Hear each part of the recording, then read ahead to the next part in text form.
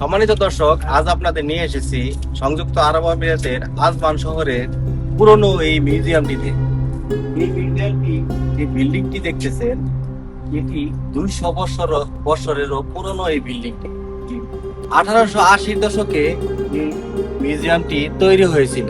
এখন এটি যদিও মিউজিয়াম, কিন্তু এক সময়ে এটা রাজা প্রজাদের বাসভবন হিসাবে ব্যবহৃত হতো।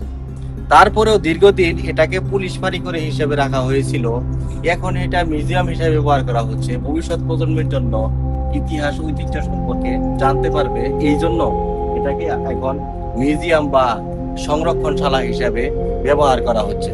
তো চলুন দর্শক, আপনাদেরকে আজকে ভিতরে নিয়ে দেখাই যে আসলে এখানে আমরা ভিতরে গেলে দেখতে পারবেন এখানে পুরনো ঐতিহ্যবাহী বিল্ডিং, যা 200 বছরেরও অধিক পুরনো এই বিল্ডিংটি।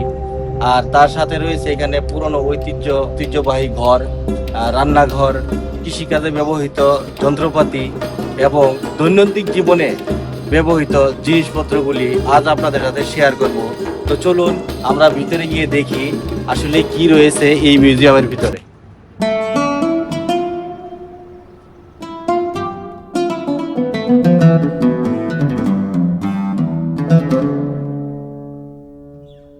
দেখতে পাচ্ছেন, এটি সাধারণ কোনো একটি ভবন নয়, এটি একটি ঐতিহাসিক দুর্গ, যা প্রায় 1800 শতকে নির্মিত হয়েছিল।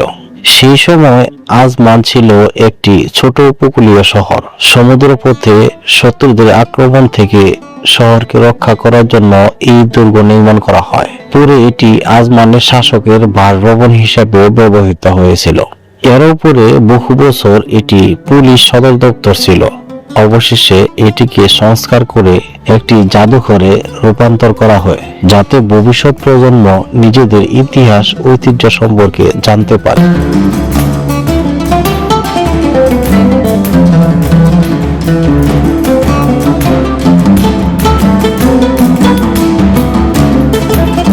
দেখুন, এর মোটা দেওয়াল, উঁচু প্রহরী টাওয়ার এবং কাঠের বিশাল দরজা এখনো অতীতের স্মৃতি বহন করে।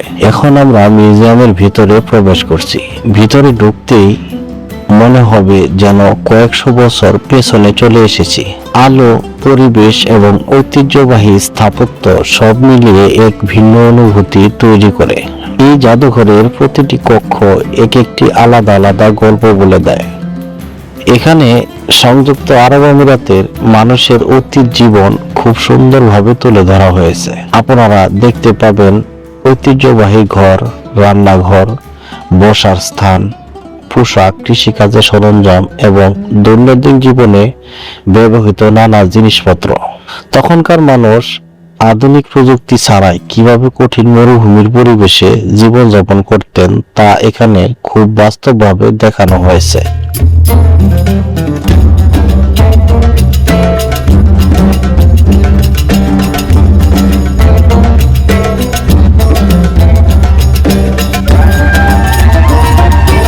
বন্ধুরা, সংযুক্ত আরব আমিরাতে তেল আবিষ্কারের আগে আজকের মতো ধনী ছিল না।